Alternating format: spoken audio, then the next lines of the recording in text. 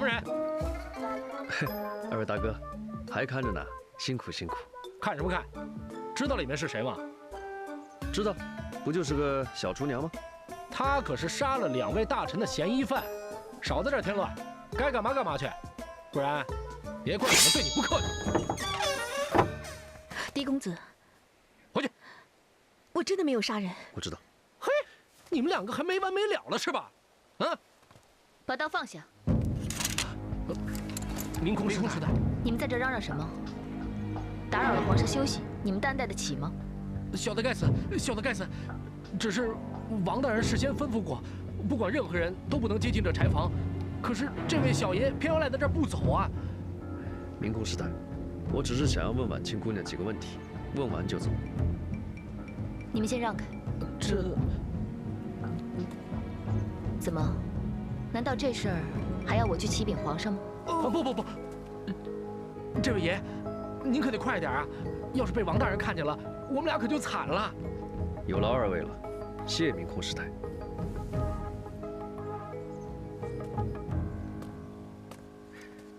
婉清，伤势怎么样了？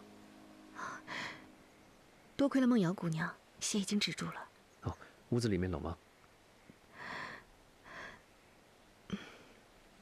你放心，我会尽快抓住真凶，帮你洗冤。多谢狄公子，这份恩情，李婉清无以回报。不多说了，你可以回忆一下凶手的模样吗？凶手一般身材，不高，不矮，不胖不瘦。是男是女？从头到尾都未发出个声响，但是武功极高，所以我判断应该是个男的。好，先委屈你一下，我一定会尽快抓住真凶。客气。明空师太，没想到狄公子还是个情种啊！明空师太见笑了，我只是觉得婉清姑娘不像是凶手，想帮她洗冤而已。从我来到感业寺，都是婉清在照顾我，她是个好孩子，我也相信她一定不会是凶手。明空师太为何抱着一个空弦的琵琶？我正准备去帮皇上弹奏一曲，却发现琵琶不见了。后来在院子里面找到，结果上面的琴弦全空了。那是为何？这也没什么可奇怪的，可能是几个小尼姑在恶作剧吧。反正都不是1、2次了。好了，我不多说了，婉清的事就拜托你了。你慢走。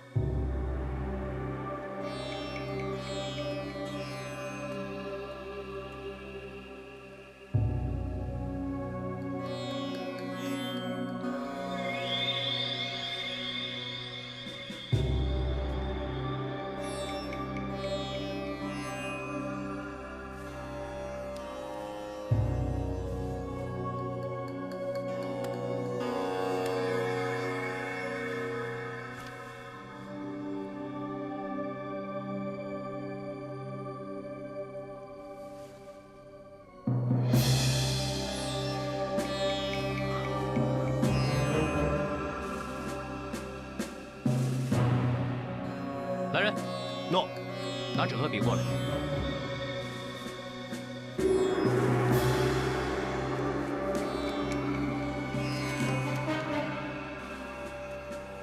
原来这是一首藏头诗。发现什么了？你现在才来，我以为你打算放弃了呢。线索呢，未必在现场，真相往往在别处。如果你连现场的证据都掌握不全的话，还怎么查案呢？这是什么？这是一首藏头诗，在张大人的衣服上发现的。他把这首诗抄在了自己的衣服上。对了，昨天家父收到了一封匿名信，约在凉亭那里见，说有要事相告。可到最后，那个人并没有出现。我想那个人应该就是张大人吧？所谓有要事相告家父，应该就是告诉我们谁是真正的凶手。哎，可谁知道还没来得及说出口，就已经被凶手杀害了。不过，好在张大人做事向来比较谨慎一些，将这个秘密以藏头诗的形式写在了自己的衣服上面。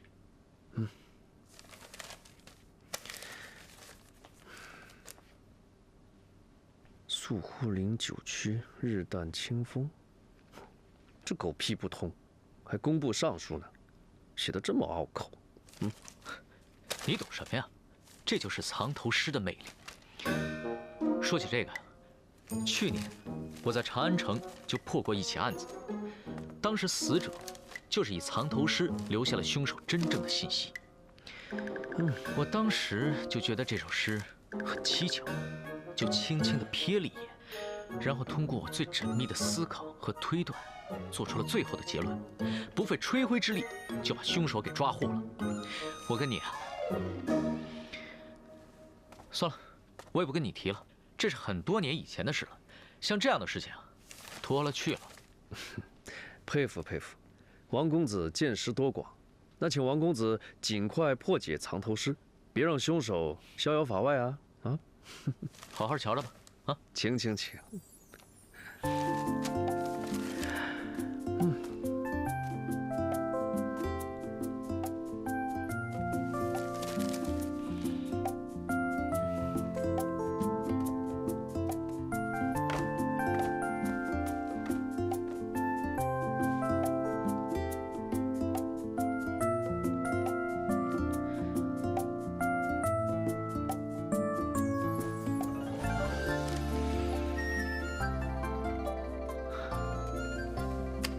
张大人，不愧是当年的状元，写一首藏头诗，还真是滴水不漏。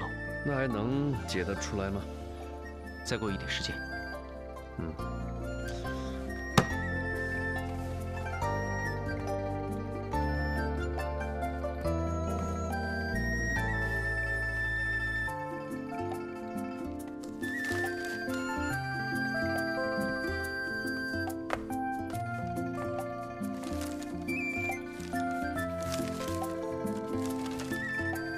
王公子，尸体开始发臭了。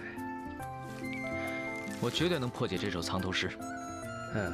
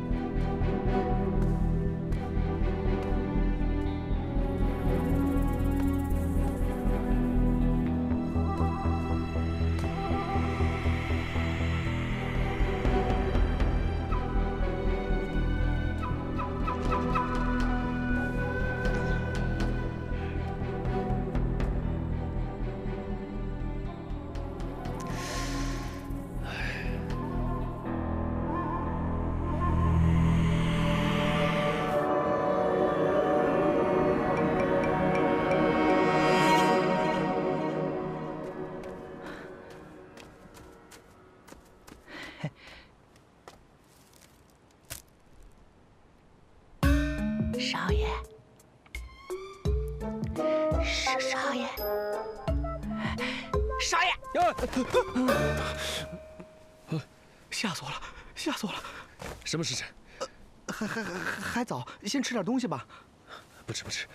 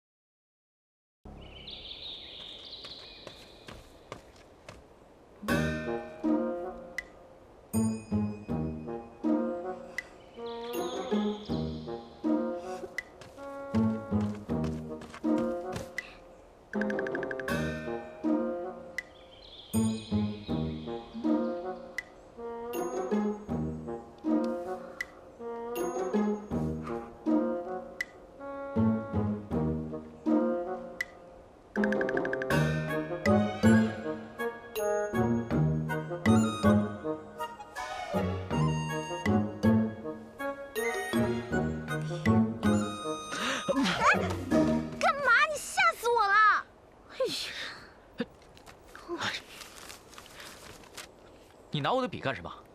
还给我！我说这个公子挺有雅兴的啊，这做了一晚上的诗啊啊！你懂什么呀？这些是藏头诗，是我在张大人的衣服里发现的，这里面可隐藏了凶手的真实身份。真的假的？我看看。这前言不搭后语的，文笔还没我好呢。我都说了，你不懂，这叫藏头诗，你不知道怎么解读罢了。去年啊，我在长安城破过这么一起案子，死者呢，就是通过这样一首藏头诗，留下了凶手真正的信息。我当时啊，一眼就看出来了。哟，当时一眼就看出来了。那这一次呢？需要看几眼啊？快了。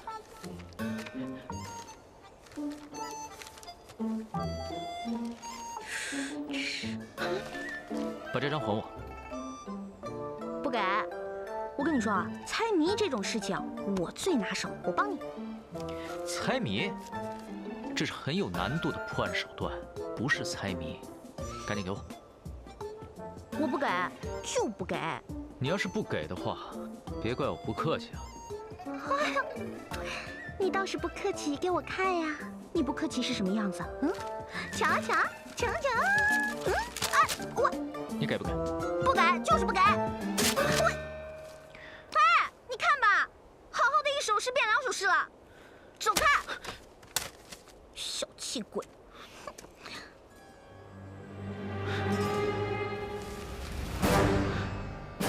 原来是这样。莫瑶，你果然与众不同。你干嘛呀你？男女授受不亲你不知道啊？干嘛占我便宜啊？我也是一时高兴嘛。哎，我知道凶手是谁了。哎，凶手是谁啊？你告诉我呀！你给我站住啊你！少爷，是不是还没想出答案呢？那个脚印我还没想通。脚印？脚印不就是张大人和婉清姐姐的吗？你傻呀！要是这样的话，李婉清就是凶手了。哦，哎，可是现场的确没有别人啊。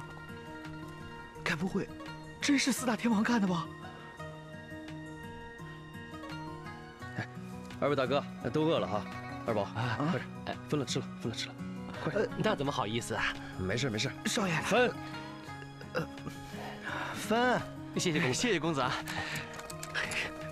哎，这，哇，有酒哎！哎，什么时辰啊？喝什么酒啊？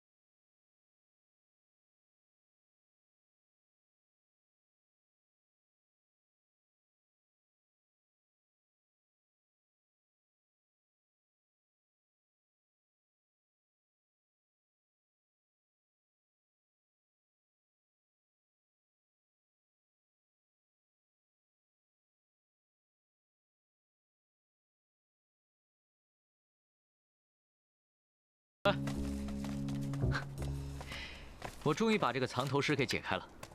王公子真的确定这次解开了吗？当然，这可是我鏖战了一天一宿的战果。不过，这当然得感谢一下童梦瑶。如果不是她的话，我还在原地打转呢。他？他们俩怎么混到一块儿去了？对呀。哎，你们俩不信是吧？如果不是本姑娘帮忙，你说，凭她这个猪脑子，能想出来吗？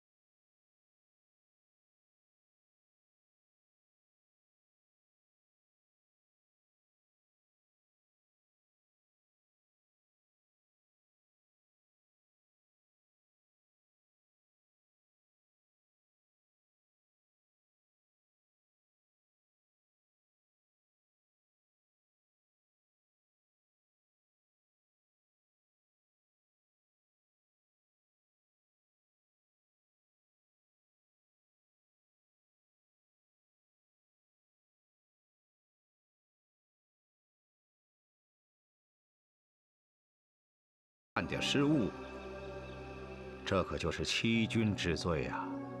王大人，此话严重了吧？哎，狄仁杰，你只管把自己的推断说出来便可。陛下英明，自能明辨是非曲直。是，陛下。现在我为诸位重现凶手行凶的过程，请等一下。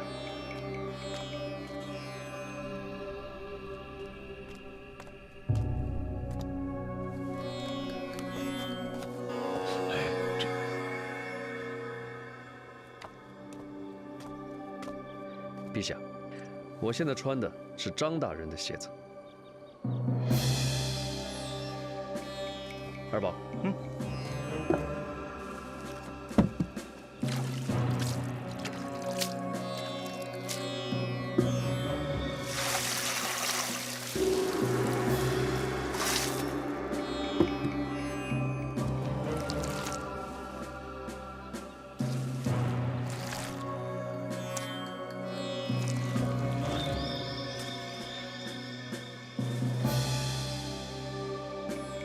陛下，请。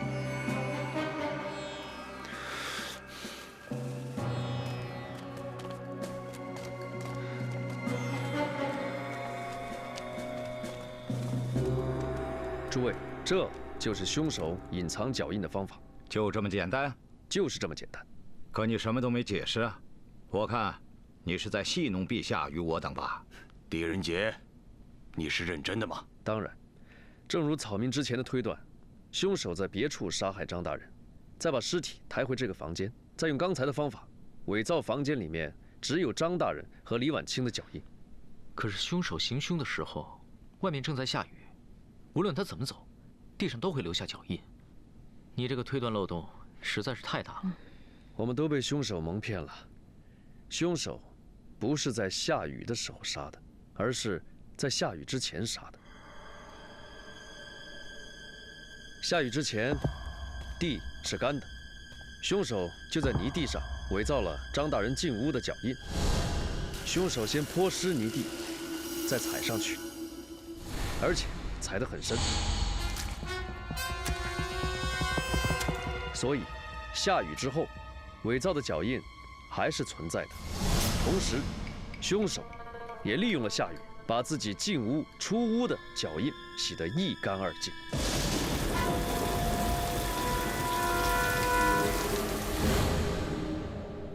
如果是之前杀的人，那么李婉清前来送茶的时候，那个凶手为什么要伤害她呢？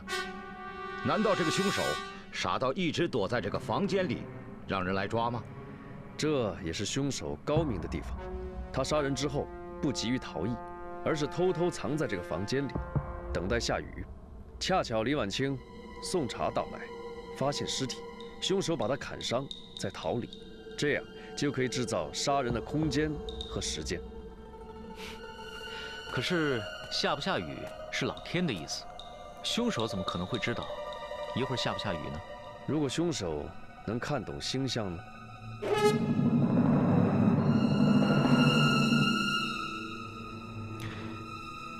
周道，这里看得懂星象的，大概只有你这个礼部尚书了吧？陛下，下官对星象的确略知一二，并且也早已推断出这几日会有阵雨来临。可我没有隐瞒啊，我想王大人和欧阳将军都可以作证，请陛下明鉴。陛下，昨天在未来到感业寺之前，周大人的确跟我谈到这几日会有阵雨一事啊。下官昨日夜观星象，发现祭祀这几日可能有阵雨。是，原来如此，朕只是根据事实推断，还请周爱卿见谅啊。下官不敢。狄仁杰，你的推断很精彩，让朕大开眼界。谢陛下。陛下，现在可以放李婉清了吧？陛下，婉清姑娘已身受箭伤，如果再不医治，恐怕要感染了。请陛下您开恩呐。陛下，媚娘在感业寺的日子，都是婉清照顾我的，她是个本分的好孩子，请陛下开恩呢。慢着，究竟谁是凶手？他还没有解答清楚。我的推断只是用来证明李婉清不是凶手，至于凶手是谁，请陛下多给我一点时间。好，来人，放了李婉清。陛下，这有所不妥吧？凶手还没有落网，李婉清的嫌疑是最大的。父亲大人，放了李婉清吧。凶手，我已经知道了。芳儿，不可在陛下面前信口雌黄。陛下，这首诗是在张大人的衣服里面发现的。张大人恐怕知道自己将被杀死，所以写了这首诗放在他的衣服里面，目的就是为了告诉我们凶手的名字。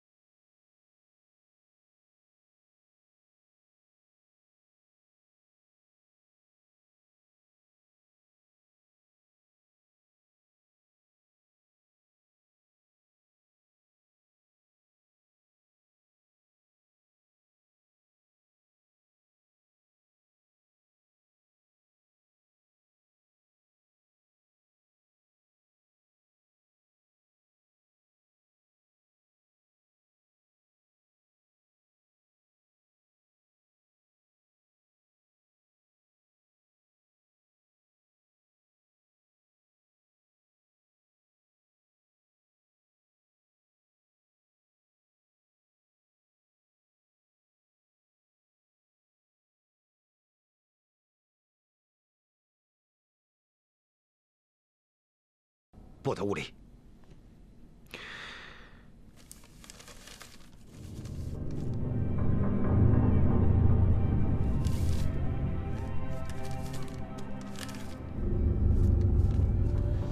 欧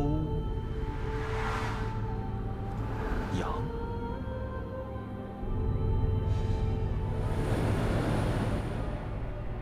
昊，欧阳昊天。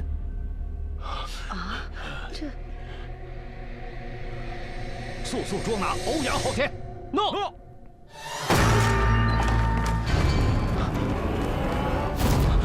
欧阳将军，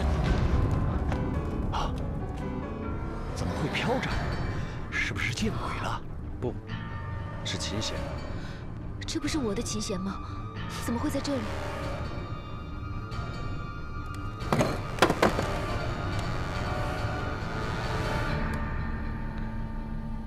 拿刀来，扶着他。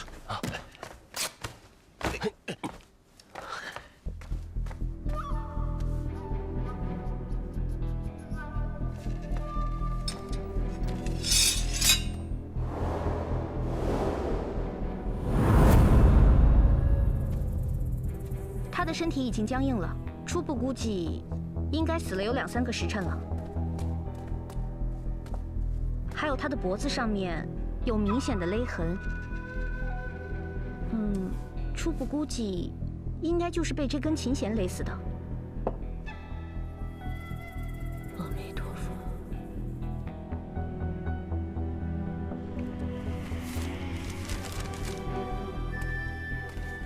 陛下，欧阳昊天是自行了断的。不错，这个是欧阳昊天的字迹。既然他都承认了赵双全和张继鹏是他所杀，陛下，我想这个案子应该可以告一段落了。我的妈呀，总算破案了！谢天谢地，谢天谢地，谢谢王母娘娘她二姨。看不出来，你还挺有2下子的嘛。当然，我破过的案子都比这个大多了。哎，我想问一下，你每天不吹牛，会死吗？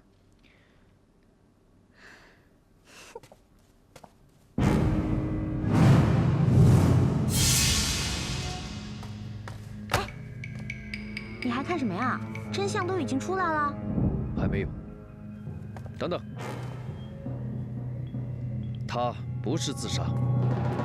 怎么会呢？不是留有遗书吗？是不是王大人？如果一切都是伪造的呢？这话怎么讲？如果欧阳将军是自杀的话，他悬挂的高度应该跟这个凳子是一致的。但是大家应该注意到，我刚才把欧阳将军放下来的时候，他悬挂的高度远远超过了这把凳子。还有，欧阳将军生前我看过他的剑法，他是左手持剑，就是说他是左撇子。但是砚台在这边，左手拿笔，右手持砚台，那岂不是很别扭？陛下，还有，您看看遗书，有没有觉得奇怪？欧阳将军是个武将，文笔一向是不通，这又有什么奇怪的呢？重点不在内容，在落款。此话怎讲？欧阳将军的落款应该是用印章，而不是手写。狄仁杰这么一说，朕倒想起来了，欧阳将军从前给朕呈上的奏折里，从来都是用的印章，而不是手写。就算是自杀，也许他会破一次例。一个人不会随便改变生活习惯。欧阳将军如果是想自杀的话，也不会在这个方面故意花功夫。还有，我还发现，如果欧阳将军是自杀，他脖子上只会有一条斜着的痕迹。可是大人的脖子上有2条痕迹，一条是平行的，另外一条是斜着的。这是不是说明有人用琴弦从后面勒死他，然后把他吊起来，做了一个自杀的假象？是。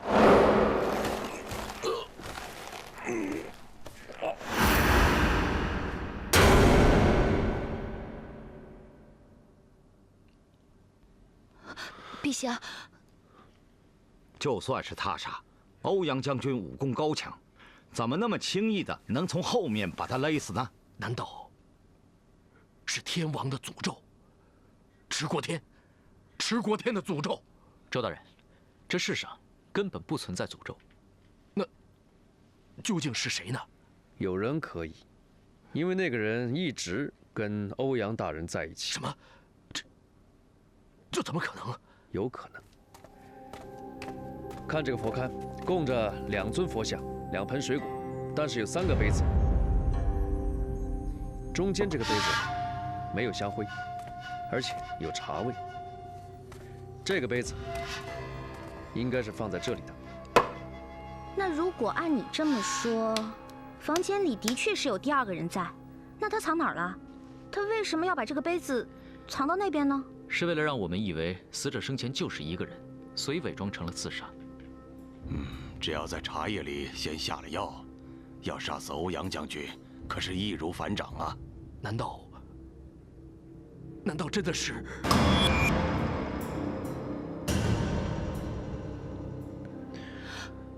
不是我。凶手不是明空师太。对，能和欧阳昊天平起平坐一起喝茶的人，绝对不是明空师太，这于理不合。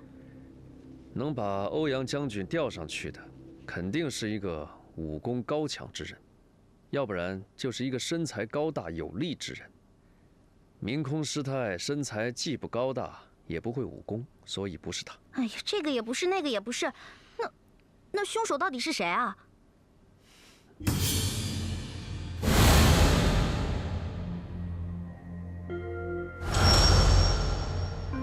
喂，你快说啊，大家着急呢。你别吵嘛。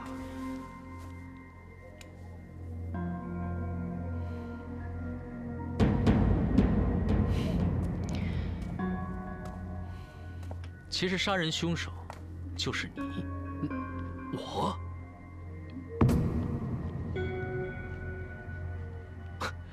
怎么可能呢？我和欧阳将军无冤无仇，我凭什么要杀他？哦，真的无冤无仇吗？怎么我听说，昨天你和欧阳昊天在屋里争吵，欧阳昊天威胁要将你杀死，不知道有没有此事？周道，可有此事？如实招来。皇上，确有此事。于是你想先下手为强，既然欧阳昊天心中起了杀意，不如一不做二不休，先将他杀死。所以你借由赔礼道歉为名来找欧阳昊天喝茶。欧阳昊天是一介武夫，对于这种吵嘴的小事情不会去计较，于是放松了对你的警惕。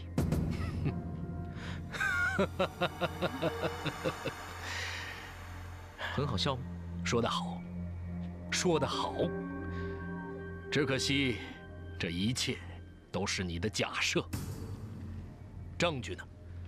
你有什么证据证明欧阳昊天就是我杀的？他死的时候，在场所有人都有机会可以杀掉他。怎么了？证据？你知不知道，当你潜入明空师太的房间偷琴弦的时候，你丢了一件可以证明你身份的物件？什么？就是这块玉佩。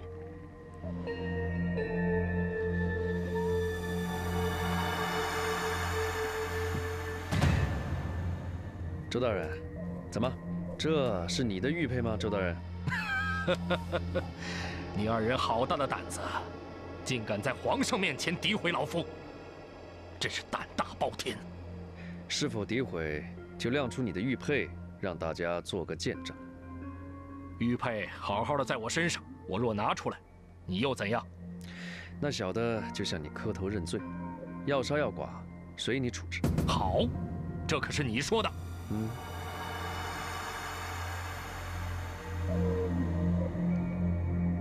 怎么了？玉佩是取不下来的。是取不下来呢，还是不能取下来啊？那我来帮你。其实这块玉佩根本就不是你的，我之所以这么做，就是想逼你自己拿出证据来。当时你用琴弦勒死了欧阳将军，由于用力过大，把自己的手指头都勒破了，然后伪造了遗书，不小心把墨水弄到手上。当你发现的时候，墨水已经进入你的伤口，所以想洗也洗不掉了。周道，这可是事实啊！陛下，我也是被逼无奈啊。自从赵双全死后，我就知道，这一天一定会来的，我们都会死。如果我不杀了欧阳昊天，他是绝对不会放过我的，不会，绝对不会放过我的，因为他要守住他的秘密，守住属于天王的秘密。天王的秘密？周大人，那天王殿里面究竟隐瞒着什么？贞观元年，乱世初平，蒙先帝洪恩，我刚升任为工部侍郎，便奉命和张锦鹏一起主持翻修感业寺的事务。就在那里，我们认识了当时还是禁军左右神策中尉的欧阳昊天和赵双全。被他们护送来的还有一对丫鬟妃子。开始并没有什么，但当那二人得知我们主持翻修感业寺的时候，便显得格外紧张，匆匆和我们聊了2句便离开了。我没觉得什么，很快就把此事忘了。可是就在第2天晚上，我二人正在厢房算账。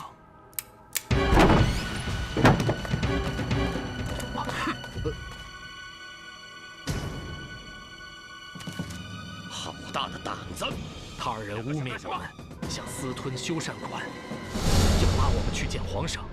我们二人并不害怕，可是想到二人是先帝的亲信，心中甚是害怕，于是只好向他二人苦苦哀求。终于，赵双全答应不向先帝告发此事，但是要我们拿出修缮款的一半与他二人平分。继续，我二人当然是不肯答应。重修感业寺的钱1分1毫都不能乱动，更何况与他二人平分，到时候重修费不够，胡乱完事，先帝是要怪罪下来的。可是欧阳昊天却说：“这天王殿推倒重来，岂不是浪费？我教你个办法，不用重塑，仅在外墙重新刷漆，给佛像涂上金身，保准跟新的一样。”哎，在万般无奈之下，答应了他们的要求。可是他们二人走后，我感到很诡异。偏偏欧阳昊天提到天王殿的翻修，难道在天王殿中藏着什么不可告人的秘密？我将我的疑惑告诉了张侍郎，于是我二人决定夜探天王殿。我记得那天是一个雨夜。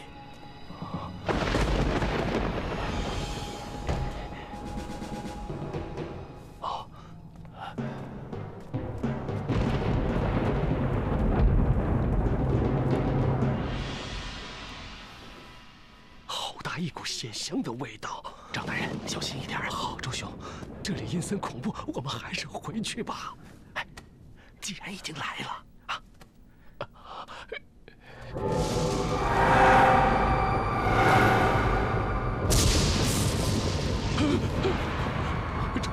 周兄，曾长天在哭。胡说，怎么可能呢？你看他的眼睛。我将蜡烛举向曾长天，发现他脸上有几道红线。仔细一看，发现那几根红线居然是从神像里流出的血泪。这是张继鹏喊道：“血泪，那是血泪呀！”血泪，不错，神像上那几道红线的确是从眼睛里流出的血泪。我们在神像旁发现一道暗门，张大人，快来！我发现一道暗门。暗门，里面是顶着的，推不开。来，我们一起合力把它推开。来，你，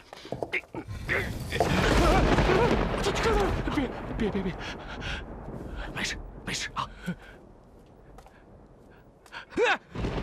怎么是尸体啊？别动！曾长天，饶命啊！饶命啊！周大人、张大人，你们二位怎么到这儿来了？哎呦，二位大人，我们都为皇上办事，我们不想节外生枝，只可惜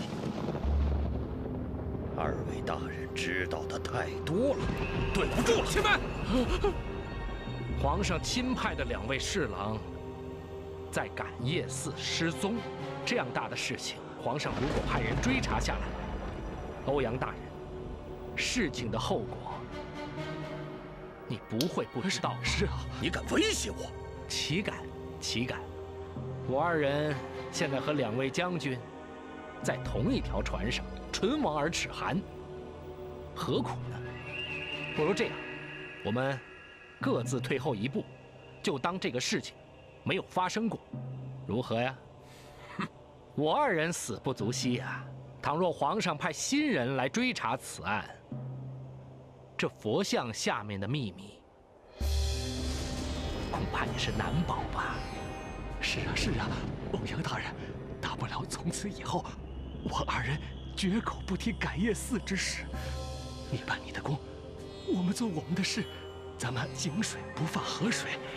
我们凭什么相信你，赵将军？我张某也不是个傻子，这宫里的事岂容我们外人知道？我们躲还来不及呢，哪敢到处去说呀？将军。之后，我们4人歃血为盟，发誓绝不向第5个人提起此事，否则就如同那天王座下的尸体一样。提起此事，否则就如同那天王座下的尸体一样。一晃，20年过去了，我以为此事也会像天王座下的尸体一样，随我们一起埋进坟墓。直到我发现了这个。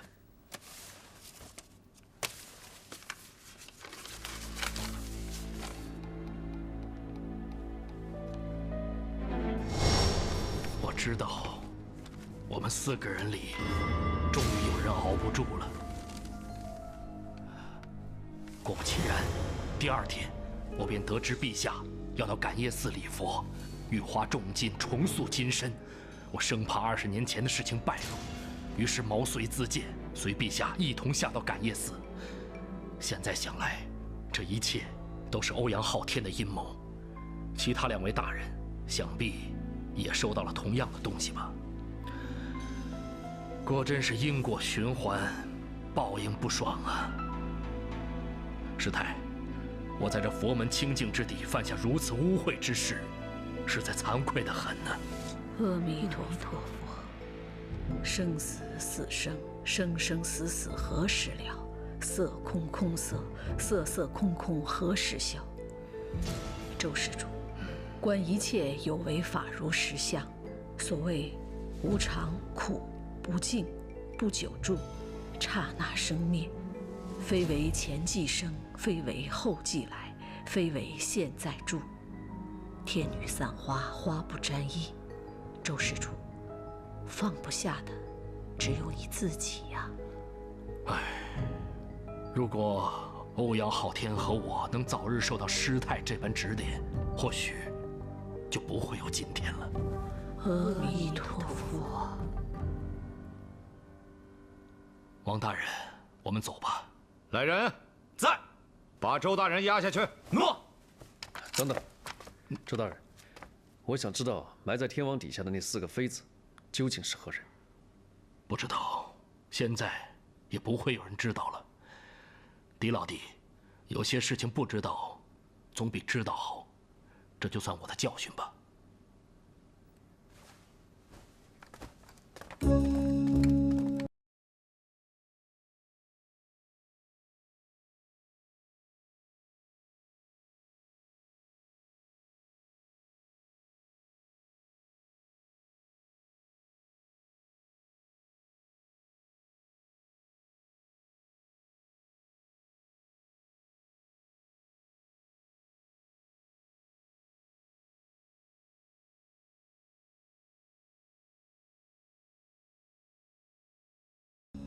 喂，什么到底是谁啊？一个人想什么呢？很痛啊，你知不知道？莫非你还在想20年前的案子吗？那个周道说话不尽不实的，我总觉得他掩盖了一些很重要的东西，还有很多谜底没解开呢。我想明天禀明皇上，把天王底下的尸体挖出来，看看有什么可以证明他们的东西。既然此案已经告破了，与此案无关的事情，你又何必再节外生枝呢？你不觉得那4个妃子死得很惨呐？如果到最后还不能确认他们身份的话，岂不是很可怜吗？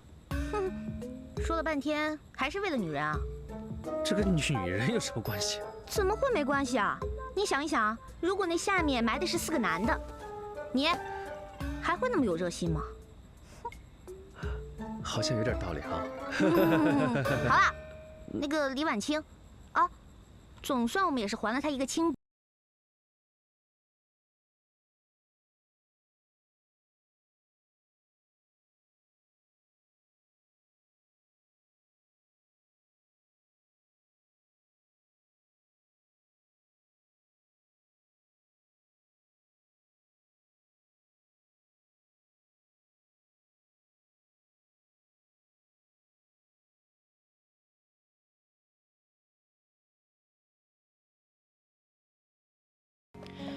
完全不可以想象。欧阳昊天是跟先帝打天下的老将，久经沙场，这件事情对他来说，简直就是小菜一碟。狄公子，哎，可否拜托你一件事？请讲。 4位妃子的事，常年被压在天王之下，甚是可怜。可否请你向皇上禀报，让他们入土为安？完全没问题。谢谢。不客气，不客气。婉清姑娘，我觉得你好善良啊，哪像有的人啊，一天到晚只知道找证据啊，找证据，找证据啊，找证据啊。什么事啊？没事。婉清姑娘，你心眼好，菩萨一定会保佑你。可能我从小就是孤儿，自幼在感业寺长大，所以才会感触比较深吧。不许去！原来婉清姑娘，你从小就进感业寺了。师太说，把我捡到的时候，还不到3个月，瘦瘦小小的。小虎啊，怎么回事啊？干嘛老提人家不开心的事儿，对不对？啊，没什么。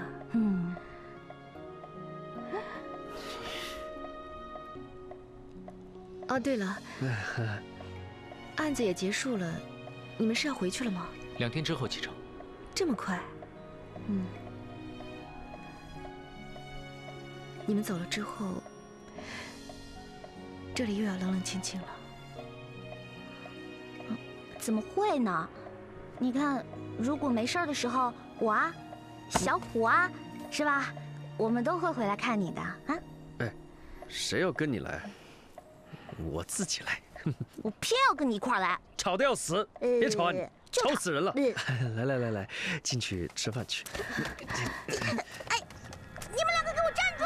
走，未央姑娘，来，往小虎。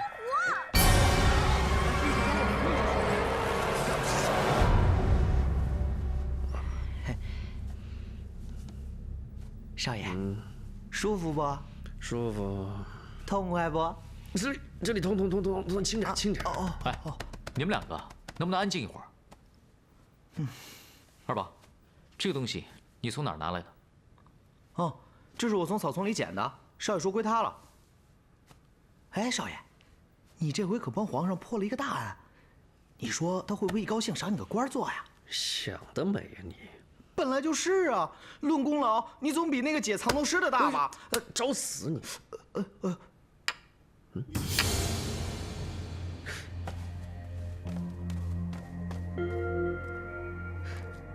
怎么能贴在一起？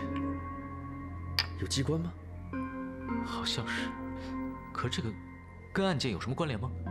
哎呀，我说你们别老疑神疑鬼的好不好？感觉什么都跟案件有关联。不过。你说那个张大人也真是的，人都要死了，还吊什么书袋写什么诗啊？有时间抒发情感，就没时间逃命啊！哎，二宝，你再说一遍。我说你们别老疑神疑鬼的。不是这一句，最后那句。最后，我说他有时间抒发感情，就没时间逃命吗？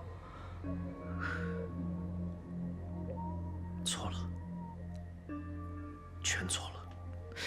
什么全错了？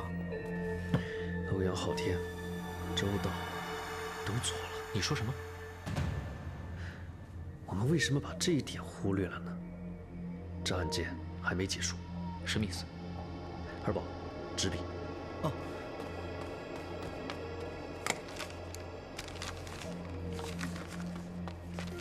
我们重新梳理一下案子。在第1个案子里，左将军赵双全死于密室。死的时候，所有人都有不在场的证人，除了张敬鹏。但现在已经知道他不是凶手。在第2个案子里，死者称自己知道谁是凶手，但在指认凶手之前，却被杀了。在这个案子里，凶手利用下雨和脚印，制造了不在场的证人，延迟了杀人时间。在这个案子里，我们所有人都有杀人的可能。然后我们在死者身上发现了蕴含凶手名字的藏头诗，我们就确定凶手是欧阳昊天。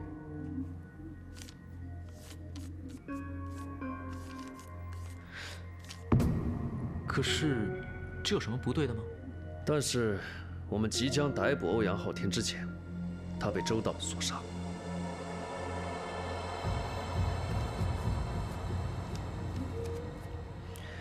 而周道杀欧阳昊天的理由，就是猜到他是前几次凶案的凶手，为求自保，把他杀了。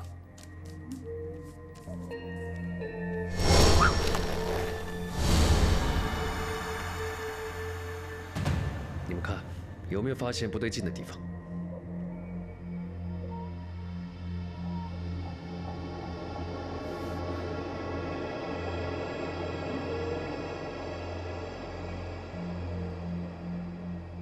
我知道了，是欧阳昊天。对，就是欧阳昊天。当所有人都指认欧阳昊天是凶手的时候，我们却没有足够的证据去证明这一点。不是有藏头诗吗？就是这首藏头诗，把我们引向错误的方向，让我们忽略了案发现场留下的疑问。在第1个案子里，当所有人都有不在场证明时，凶手如何杀人？在第2个案子里，所有人都有杀人可能的时候，我们如何确定凶手？那你的意思是质疑我的推理，认为我解读的藏头诗有错喽？不是，你解读没错，关键在于藏头诗本身。藏头诗本身怎么了？我在想，张晋鹏留下的死亡讯息，是不是本身就是个陷阱？怎么可能？那首藏头诗绝对是张晋鹏亲手所写的。问题不在于诗是不是他亲手所写，而是什么时候所写。这个问题是二宝刚才提醒我的。我？对，你不是嘲笑张晋鹏有时间写诗，没时间逃跑吗？你们想一想，如果有人要杀你，他会不会站在一旁等你写完诗才下手呢？这么说，之前周道也说了，第一个被杀后，他就猜到凶手就是欧阳昊天。周道如此，张晋鹏也可能如此。这么说，这首诗并不是看见凶手后传递给我们的死亡信息，而是死者对凶手的一个猜测。赵双全被杀后，张晋鹏也预感到自己可能要被杀，于是约我见面。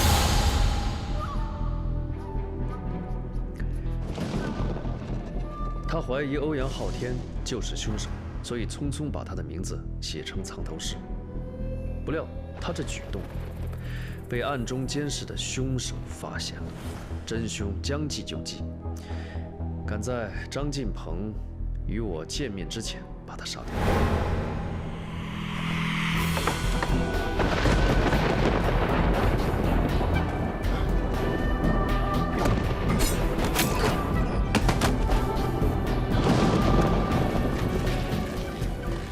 并成功将杀人的罪名推到了欧阳昊天身上。正是如此。可是，当年犯案的4个人，要么已死，要么被捕。那凶手到底是谁啊？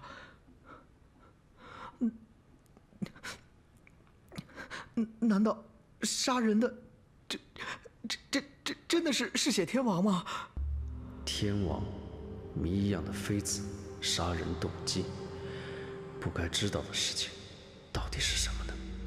看来不将20多年前的谜底解开，这一切就无法完结。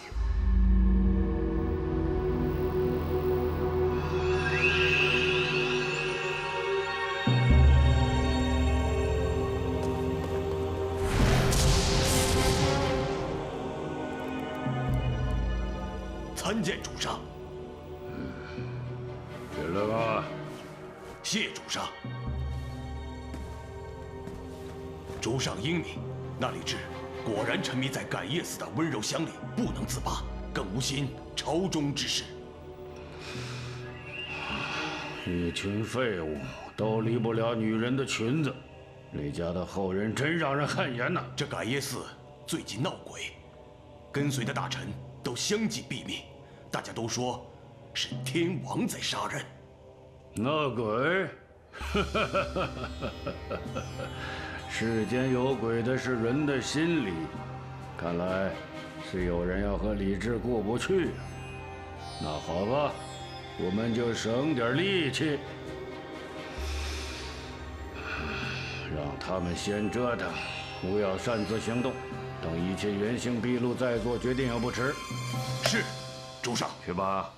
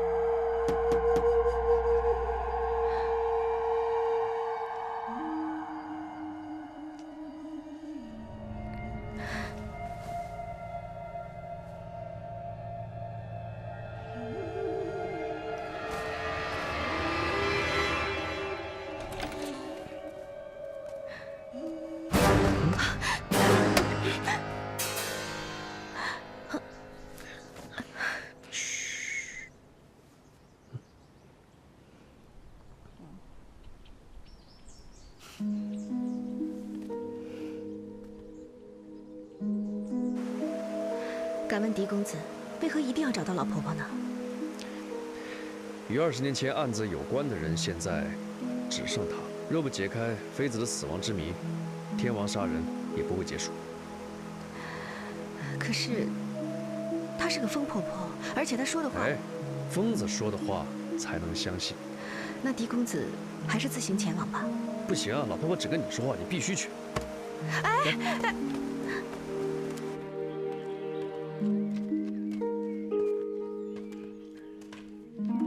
等等，老婆婆不喜欢陌生人，所以你不要乱讲话，跟着我就好。好。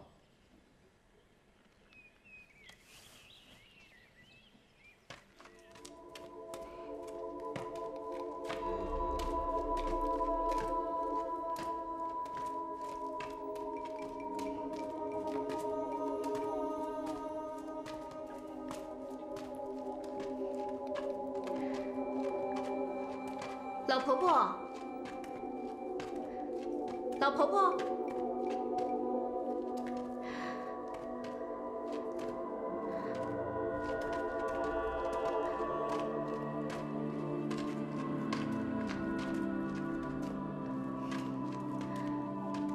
老婆婆，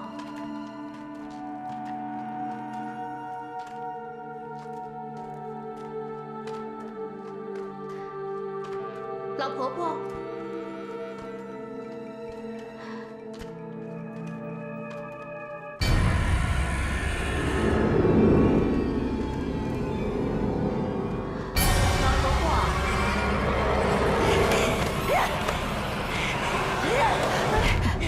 老婆婆，不要，别过来！别杀我！老婆婆，别杀我！不要怕，是我。别杀我！老婆婆，别怕，我是婉清的朋友，我们之前见过的。婉清，是婉清的朋友。婉清好，婉清好。老婆婆，我们今天来是想问你一个问题，有关于天王。天王？对，就是天王殿里的天。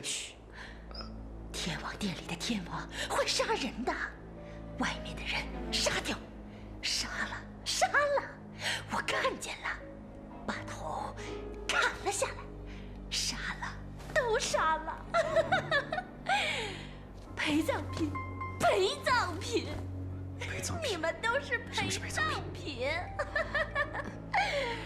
是诅咒，都得死，你们都得死，你们这帮贱人，反抗天王的人都得死，都得死。老婆婆，那谁是反抗天王的人呢？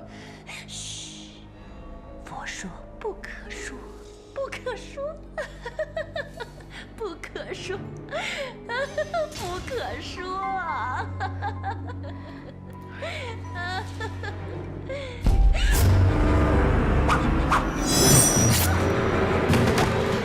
老婆婆，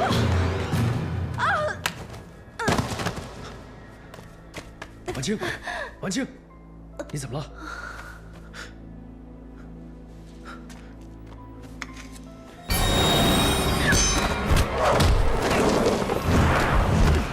谁？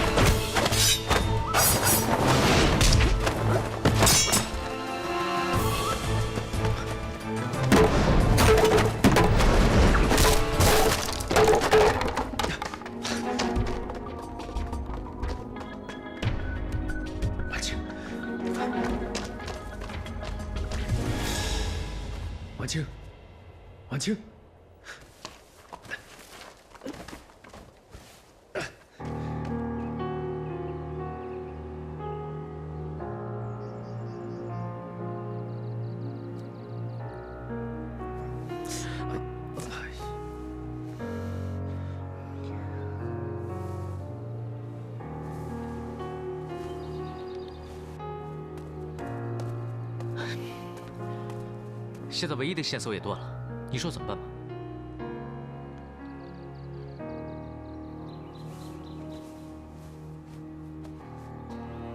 这个人到底会是谁啊？你是唯一跟他交过手的人，你感觉他会像谁？不知道，只是什么？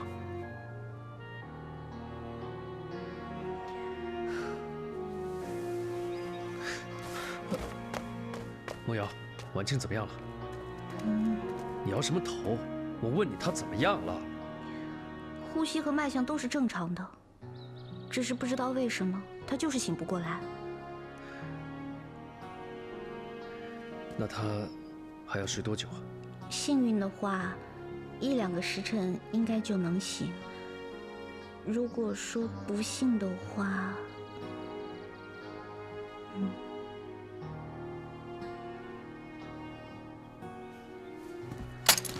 哎，小虎，你去哪儿？小虎，你干嘛呀？让他静醒。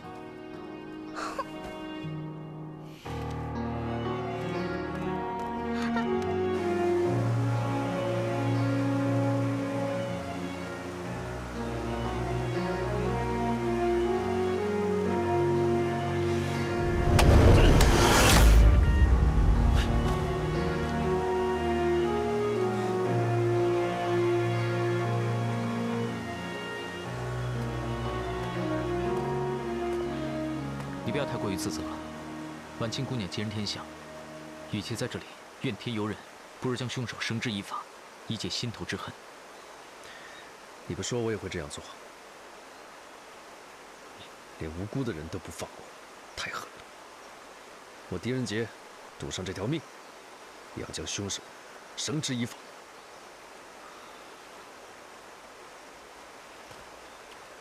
王兄，之前与你抬杠，真是不好意思。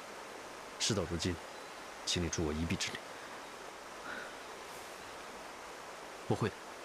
哎，对了，你们在山洞里究竟发现了什么呀？没什么。我刚想问下去，凶手就出来把疯婆子杀了，而且凶手还戴着天王的面具。看来这个凶手早就注意到你们了。应该是这样。他不想让你知道20年前的事情，因此杀掉了疯婆子。看来你是对的，凶手隐藏在我们当中。如果凶手不是4位大人其中之一的话，那就是4大天。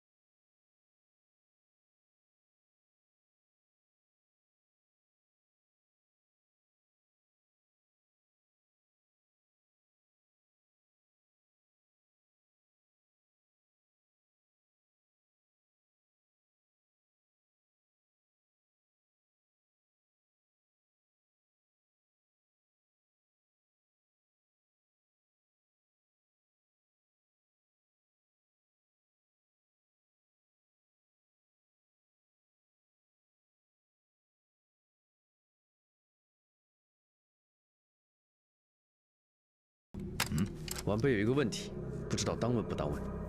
你说，赵将军死的时候，杜太傅提起过，你跟赵将军不和，说你嫌弃他出。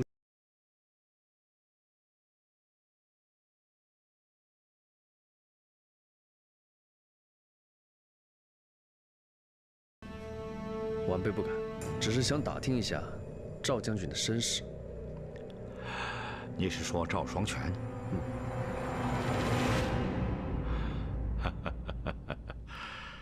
其实老夫很佩服他，这个人很不简单，颇能审时度势。他和欧阳昊天原本是尹太子李建成府中的小小的府兵头子，原本在仕途上毫无前途可言。不料，在玄武门一役中，二人突然倒戈，背叛了李建成，拱手交出东宫，使得先帝兵不血刃拿下了太子府。从此一战，二人成名，突然摇身一变，变成了先帝的亲信。从此以后，仕途平坦，步步高升。这么说，欧阳昊天和赵双全是李建成的旧部？确实如此。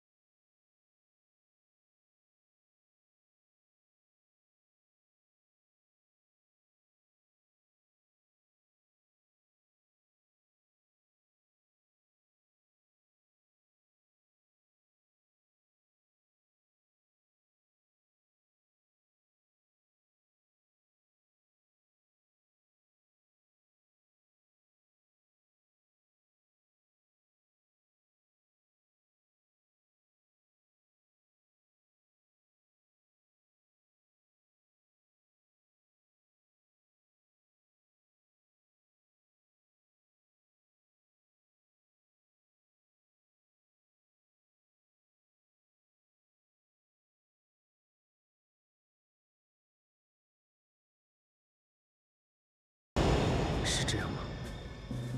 还是有什么不对？有什么不对吗？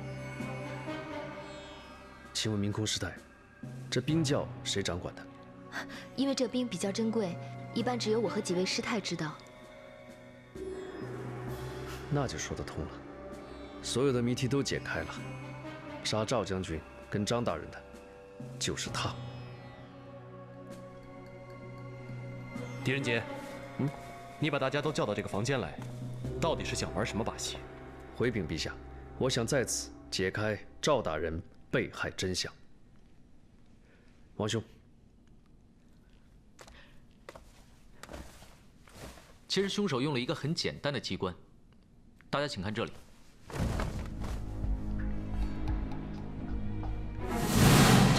这是什么？大家可以把这个人偶想象成赵双全大人，凶手就是先用迷药把赵双全大人迷昏，然后再把这把剑架在这里，可以刺到他颈部的位置。凶手为什么要如此大费周章呢？就是为了制造不在场的证明。孟瑶，你还记得当时的情况吗？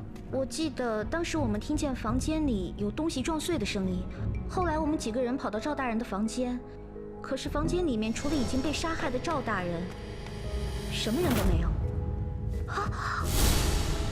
没错，我们一直以为凶手在杀人时不小心打碎了陶罐，所以我们把陶罐破碎那一刻，拥有不在场证明的人都排除在疑凶之外。但实际上，陶罐破碎之时，凶手已经不在场了。什么？凶手把迷昏的赵大人搬到这里，又用小鬼固定好道具，等时辰一到，陶罐就会自动落下。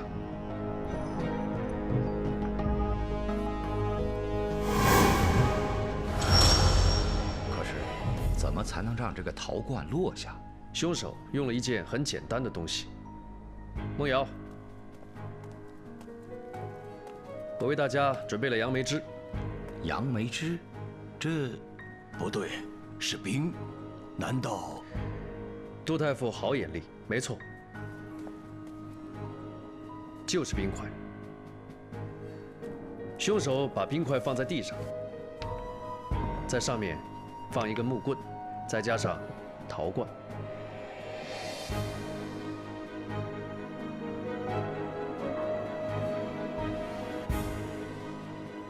等冰块渐渐融化，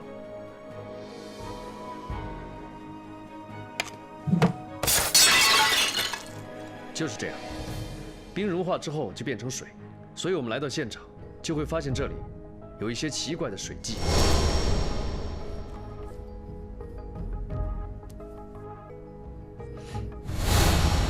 可是照你这么说来，任何人都有可能设这个机关，害死赵大人。可以说是，也可以说不是。此话怎讲？我一直没有解开这个机关，是因为我不知道感业寺有冰窖。可是今天明空师太送来杨梅汁，我才发现这个秘密。冰在此地很珍贵，感业寺里面只有4个人可以自由进出冰窖，那就是明空师太、眼文师太、慧元师太，还有李婉清4人。以你的说法，这个凶手就在这几个人之间。没错。少爷，您错了吧？怎么可能？师太们慈悲为怀，普度众生。婉清姐又那么温柔，那么漂亮，怎么会啊？不知道大家有没有注意到，其实这个机关有小小的瑕疵，就是凶手杀人之后又赶回来，冒险收回道具。收回道具？少爷，你说的是这个吧？对，还有小鬼。凶手一定要在杀人之后冒险回来收回道具，不然的话麻烦就大了。所以，凶手一定要装着是第一个看见尸体的人。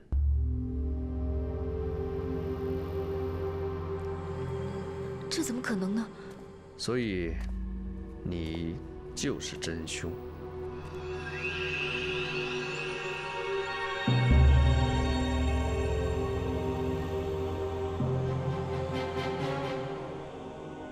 你算好陶罐掉落的时间，然后跟眼门师太去查访。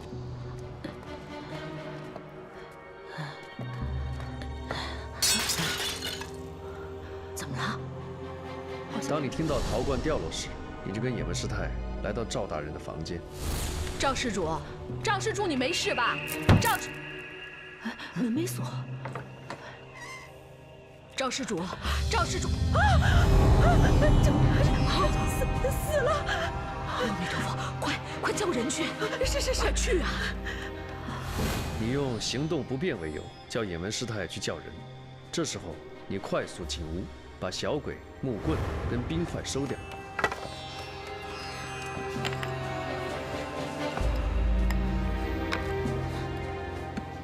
本来你想把水迹都抹去，但是我跟元芳已经来到，不得已，你只好将水迹留在地上。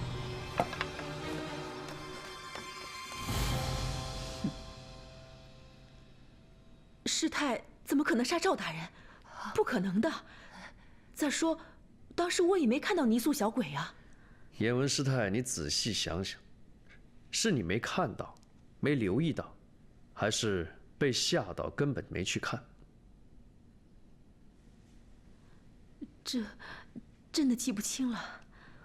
不，这不可能。陛下一定是弄错了。师太她身体不好，腿脚也不方便，就算第一个案件她勉强能完成，那第二个呢？再说，婉清被一个黑影打倒，凶手又逃走了。以师太来说，她根本不可能做到的。对呀，这泥塑小鬼是从何处寻来？怎么就见得他是凶案现场之物？狄仁杰，这2点你如何解释啊？陛下，泥塑小鬼是我家家仆二宝在感业寺后院发现的。本来我以为是普通的玩偶，没有在意。但是元芳兄意外发现2个小鬼可以背靠背贴在一起，所以我就把这个跟案件相关联。我想，应该是凶手销赃不及时，意外留在草丛，对吗？还有第2个疑问，就是如果慧元师太真的是双脚不方便的人，那只有天王才可以杀人。见剑之时，剑非是剑；剑由离远，空空者矣。空既不空，空亦复空。哎，你不说人话，是不是会死啊？就是我们太过执着眼前看见的东西，所以没法了解事物的本质。荒谬！你的意思是，师太一直在装瘸子？不会的，这不可能。慧元师太的脚在10多年前就坏了，一个人怎么可能？确实，一个人怎么可能花一辈子时间去装一个瘸子呢？舍弃自己真正的生活，把真实的自己包裹起来，在其他人面前永远去扮演另外一个角色，确实不易。如果换作是我，肯定不会成功。这种牺牲，非常人所能。可是，如果一个人想有所得的话，首先要学会的，就是舍。有舍，就有得。慧元师太，我说的没错吧？我觉得不太可能。就算他想杀人，他也不一定非得装成瘸子呀。正好相反，如果想完成天王的复仇，这个假扮是有必要的。为什么？陛下，正因为慧元师太双脚不方便，所以他才是杀害前面2位大人的那个凶手。你有什么证据？有一个证据，二宝，这个道具在前2个案子里面也出现过，它就像鬼魅一般，在不该出现的地方出现，在该出现的地方却凭空消失。